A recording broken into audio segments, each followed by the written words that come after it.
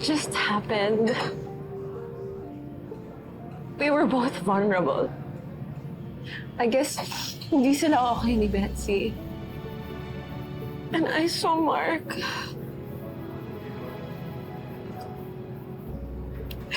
I saw Mark proposing to some random girl. And we had a moment. Ibig sabihin, pareho kayo naging marupok that night. Yeah, maybe. Yeah. So this means, may affair kayo ni Gerald kahit technically, kasal naman talaga kayo? It just happened once. And hindi na siya pwede maulit.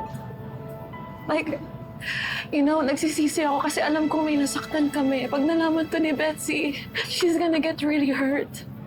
Si Betsy lang ba talaga? O pati ikaw nasasaktan na rin?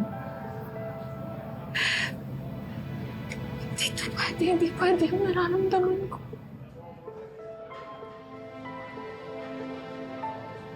Hindi ko pwedeng mahalin si Gerald.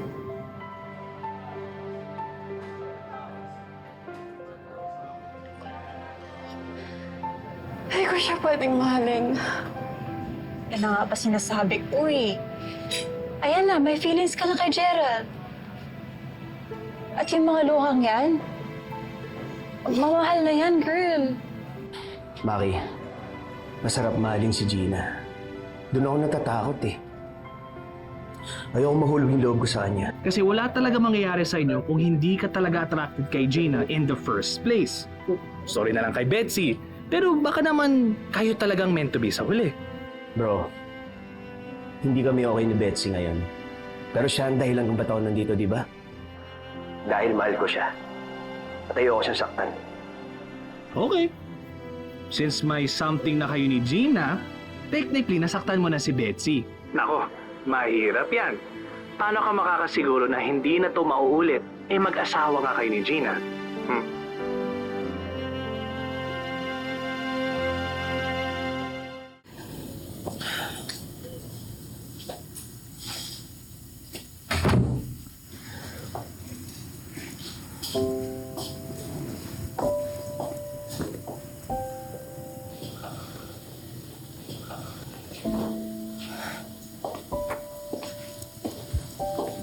What's going on?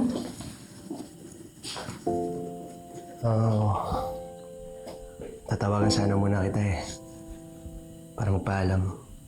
Aalis ka? After nangyari sa ating kagabi, tingin ko hindi na tama na mag-stay pa ako dito.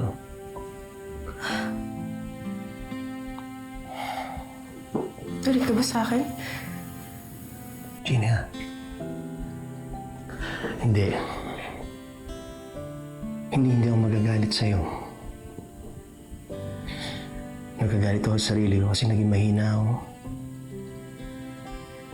Ito na lang magagawa ko para sa katahimikan natin dalawa.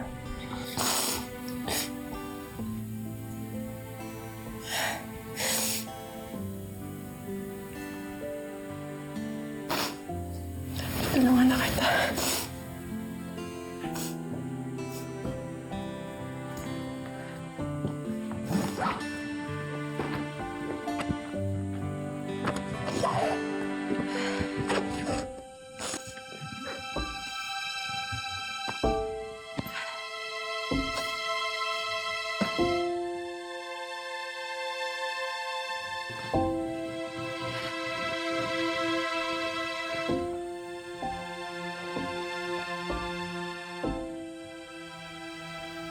I guess tuloy na yung plano niya ni Betsy.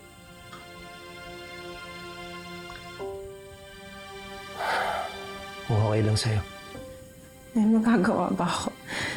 Problem is, paano kung dumating yung mga immigration officer dito tas wala ka? Nagtanong-tanong na rin ako tungkol dyan. Hindi naman daw madalas bumisita yung mga immigration officer, lalo na nakompleto naman natin yung mga papers. Nabigyan naman natin lahat, di ba? Tama ka naman dun. Pero Gina, kung gusto mo na makipag-divorce, gusto mo na akong tanggalin sa supermarket, okay lang sa akin yun. Walang problema. No, wala namang kailangan magbago. We can stay married until you get your green card. Sayang naman yung mga pinaghirapan natin, di ba? Tsaka si Betsy. Umaasa sa atin si Betsy. Gina, nahiya ako sa'yo. Pagkatapos ka namin gamitin ni Betsy para makarating dito sa US. Ganito pa yung nangyari. Ano ba sinabi ko, Gerald? Kalimutan na natin, huwag na natin isipin yun. Huwag ka mag-alala. People don't need to know na wala ka na dito. Ako na bahala doon. Let me help you there. Salamat. Gerald, saan ka mag-stay? Siyempre, asawa pa rin kita. And cargo pa rin kita. So, gusto ko lang malaman na safe yung pagstayan mo.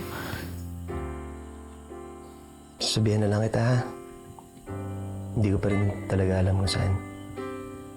Kaya kong gawin lahat ng hiling mo sa'kin, ngunit di ko lang magagawang aminin. Mag-ingat ka.